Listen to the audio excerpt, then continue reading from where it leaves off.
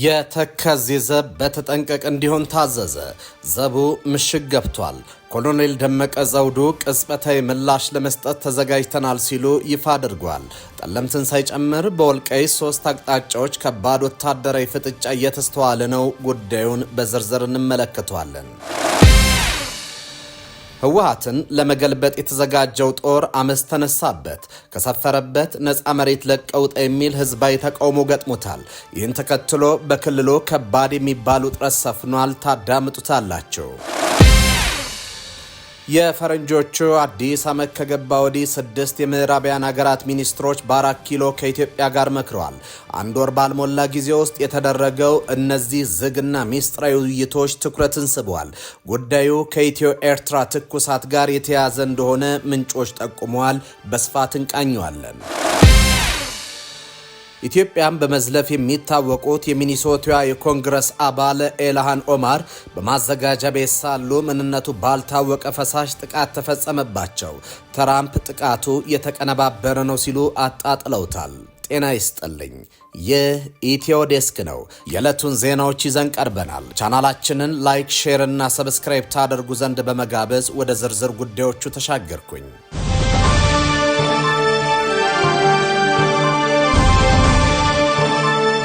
የተከዜ ዘብ በተጠንቀቅ እንዲሆን ታዘዘ።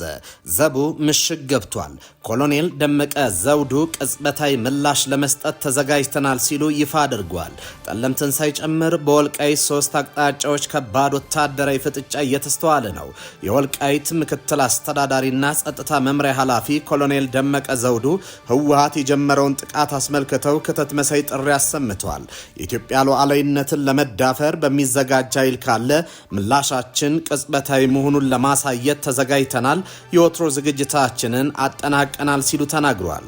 ህወሓቶች ኮትኩተው ያሳደጉት ቅፍቅፍ ኃይል ከያቅጣጫው የተነሳ ቢወራጭ ተከዜ ዘብ የማይናወጥ አለት ላይ መሰረቱን ጥሎ በሚገባ ታንጿል ሲሉ የተደመጡት ኮሎኔሉ የአንድ ወታደራዊ ኃይል ዋና ትጥቅ የስነ ልቦና ትጥቅ ነው፣ የስነ ልቦና ዝግጅት ይሉታል ሲሉ ተናግረዋል። በጦርና በትጥቅ ግጭት ወይንም ትግል አውድ ውስጥ የስነ ልቦና ዝግጅት በወታደሮች በአዛዦች እና በሲቪሎች አእምሯዊና ስሜታዊ ዝግጅት እንዲኖር በማድረግ ጦርነትን ፍርሃት እና የሞራል ጉዳቶችን እንዲቋቋሙ ያደርጋል ብሏል። ይህ ዘብ የሚደግሰው የህወሓት ፕሮፓጋንዳን የጦር ዝግጅት በደንብ አድርጎ ተዘጋጅቶ የሰለጠነው የተከዜ ዘብ ነው ሲሉ ተናግረዋል። ህወሓትን ለመመከት በተጠንቀቅ መሆናቸውንም አስረድቷል።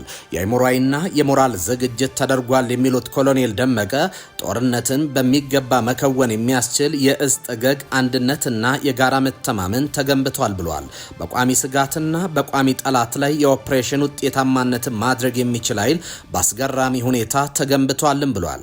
የህወሓት ኃይል በጠለምት ጥቃት መክፈቱን ተከትሎ በወልቃይት ትኩሳቱ ጨምሯል። በኢኮኖሚስት መጽሔት ከ2 ወር በፊት ባወጣው አንድ ዘገባው በወልቃይት የጊዜ ጉዳይ ካልሆነ ጦርነቱ አይቀሬ ነው ሲል ዘግቦ ነበር። መጽሔቱ እንዳለው አሳቻ ሰዓት ጠብቆ ተኩስ ፈንድቷል። በትናንትናው ዕለትም በጠለምት በኩል ወደ ወልቃይት ለመግባት ጥቃት ጀምሯል። በመልሶ ማጥቃት እርምጃው ወደ ጠለምት ሰብሮ የገባው የደደቢት ክፍለ ጦር ሎጂስቲክ ኃላፊውን ጨምሮ ከፍተኛ ወታደራዊ አዛዦች መማረካቸው ተረጋግጧል። ውጊያው እስከ ትላንት አመሻሽ ድረስ ቀጥሎ ሌሊቱን የቆመ ሲሆን የህወሓት ኃይሎች ወደ ኋላ ፈግፍገዋልም ተብሏል። ምንም እንኳ ውጊያው ሌሊቱን ቆሞ ያደረ ቢሆንም አሁንም ውጥረቱ እንደቀጠለ መሆኑ ተሰምቷል። ጧት ጀምሮ የሽሬ ማይጸብሪ መንገድ መዘጋቱን የአካባቢው ምንጮች አረጋግጧል። መንገዱን የዘጋው በአካባቢው የተሰማው መከላከያ ሰራዊት መሆኑ የታወቀ ሲሆን በዚያው መስመር የተሽከርካሪ እንቅስቃሴ ሙሉ በሙሉ ቆሟል። ይህ ወታደራዊ እርምጃ የተወሰደው የፕሪቶሪያው የሰላም ስምምነት በአግባቡ እየተተገበረ አይደለም የሚሉ ወቀሳዎች በሰፉበትና ከህወሓት አመራሮች የሚሰነዘረው ዛቻ በበዛበት ወቅት መሆኑ ሁኔታውን አሳሳቢ አድርጎታል ሲሉ ነው ነዋሪዎቹ ተናግረዋል። እንደ ነዋሪዎቹ ገለጻ ይህ ወታደራዊ እንቅስቃሴ ተፈናቃዮችን ለመመለስ በሚል ሰበብ የታሰበ ቢሆንም በተግባር ግን በአካባቢው ላይ ወረራ የመፈጸም ዓላማ ያነገበ ነው ሲሉ ተናግረዋል። በአካባቢው የነበረውና የተከዜ ዘብ ተብሎ የሚጠራው ኃይል በኩል የአጸፋ ምላሽ መሰጠቱም ታውቋል።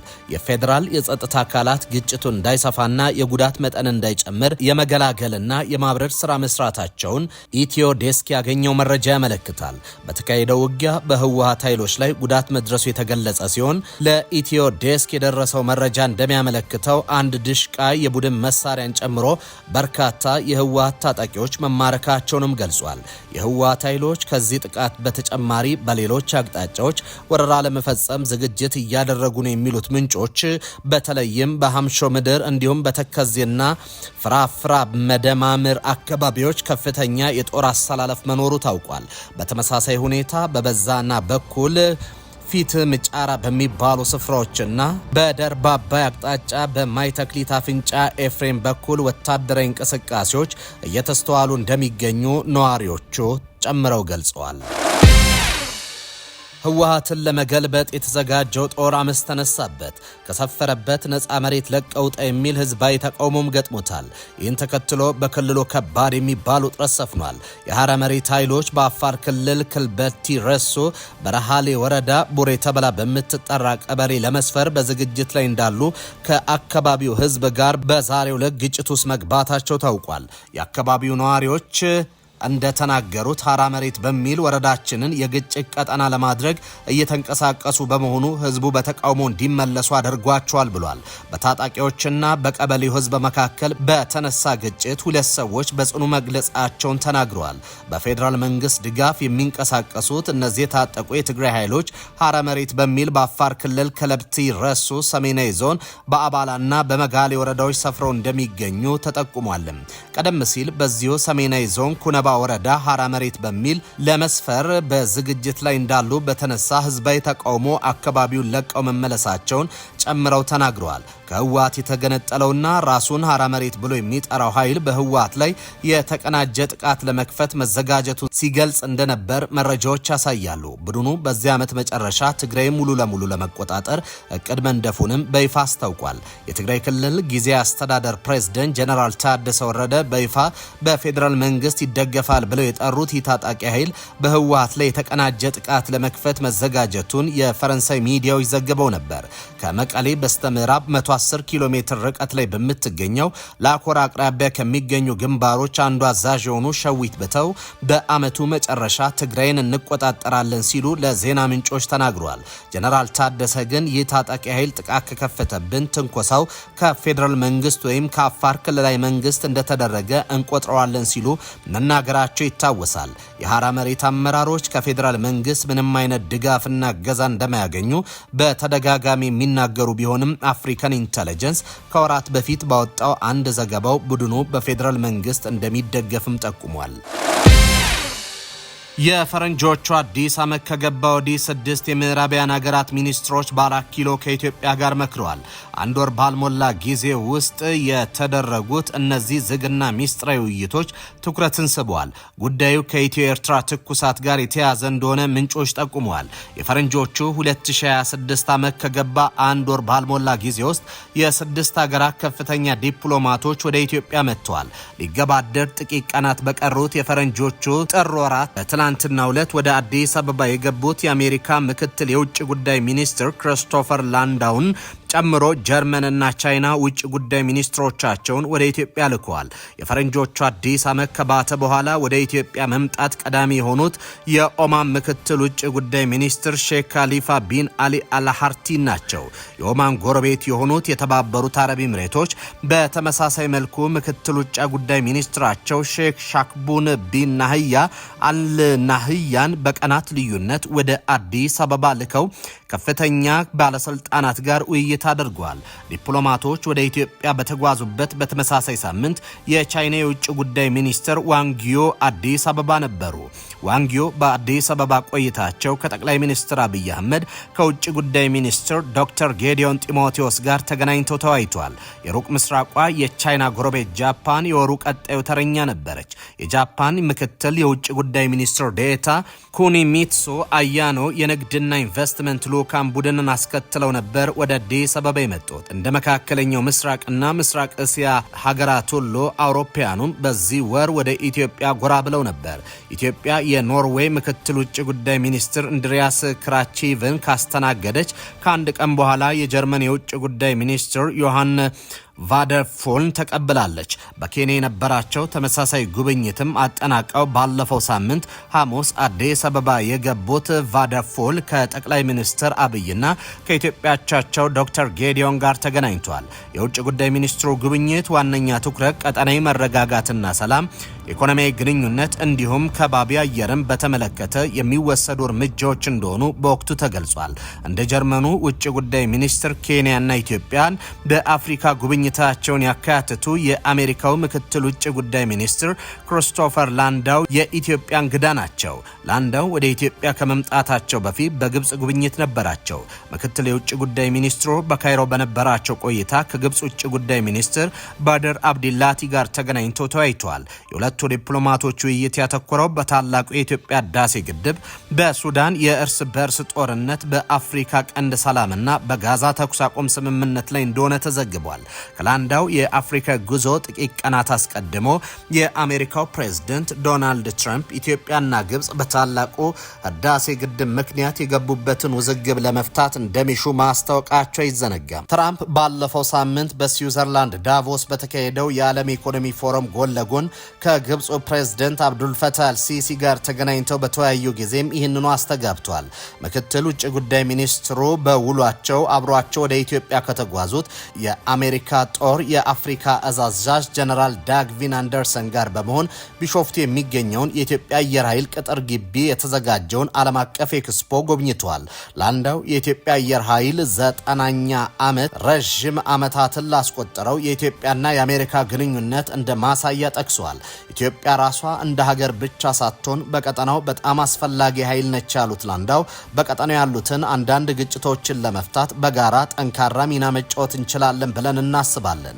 እዚህ ኢትዮጵያ ያሉት ሁለቱ ሀገሮች ደህንነታቸው የተጠበቀ ጠንካራና ይበልጥ የበለጸጉ እንደሆኑ እንዴት በተሻለ ሁኔታ እንደምንተባበርና አብረን ወደፊት እንደምንራመድ ከአመራራችሁ ጋር ለመወያየት ነው ሲሉ አጽንኦት ሰጥተዋል። የሚኒሶታ የኮንግረስ አባል የሆኑት አልሃን ኦማር በማዘጋጃ ቤት ሳሉ ምንነቱ ባልታወቀ ፈሳሽ ጥቃት እንደተፈጸመባቸው የግዛቱ ፖሊስ አስታወቀ። ከታዳሚዎች አንደኛው ስሪንጅ በመጠቀም ምንነቱ ያልታወቀ ፈሳሽ አልሃን ኦማር ላይ እንደረጨ ተገልጿል። አልሃን ኦማር ጉዳት ሳይደርስባቸው ወደፊት እንቀጥላለን፣ የሚኒሶታ ነዋሪዎች ጠንካራ ነን በማለት ንግግር ማድረጋቸውን ሲቀጥሉ ግለሰቡ ፖሊሶች ከማዘጋጃ ቤት አስወጥተውታል። አልሃን በኤክስ ገጻቸው ደህና ነኝ፣ ብርቱ ሰው ስለሆንኩ እንዲህ ያለ ትንሽ ነገር አያናውጠኝም፣ ስራዬንም አያሰናክለኝም፣ ጉልበተኞች እንዲያሸንፉ አልፈቅድም ብሏል። አልሃን ላይ ጥቃት የሰነዘረው ግለሰብ ከማዘጋጃ ቤት ሲወጣ እርስ በራሳችን እያጣላችን ነው ሲሉ ተደምጧል። በክፍል ውስጥ የነበረ የቢቢሲ ዘጋቢ እንደታዘበው በአልሃን ላይ የተረጨው ፈሳሽ ጠንካራ ሽታ ያለው ኬሚካል ነው። የሚኒሶታ ከንቲባ በሚኒያፖሊስ ጥቃትና ማስፈራራት ቦታ የላቸውም፣ ሰዎችን ሳንጎዳ የተለያየ ሀሳብ ማራመድ እንችላለን ሲሉ ድርጊቱን አውግዟል። የስደተኞች ጉዳይ መስሪያ ቤት የጸጥታ ባልደረቦች በሚኒሶታ እየወሰዱ ባለው እርምጃ ምክንያት ከፍተኛ ህዝባዊ ተቃውሞ ተነስቷል። 2 አሜሪካውያን መገደላቸውን ተከትሎ በሚኒሶታ ግዛት የሚወሰደው እርምጃ በጥቂቱ ረገብ እንደሚል ፕሬዝዳንት ትራምፕ ተናግሯል። በማዘጋጃ ቤት ውስጥ የነበረው ጃኩሊን ጎስሊንግ ከአልሃን ረዳቶች አንዱ የሆነው ሰው ማስታወሻ ሊያቃብላት ነበር የመሰለኝ ብሏል።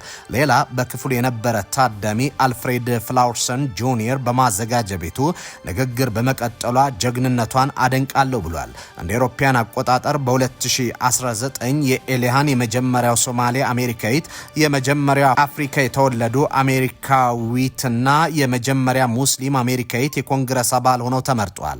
አልሃን ጥቃት የደረሰባቸው ወደ 100 ሰዎች በተገኙበት የማዘጋጃ ቤት ስብሰባ ላይ ነው።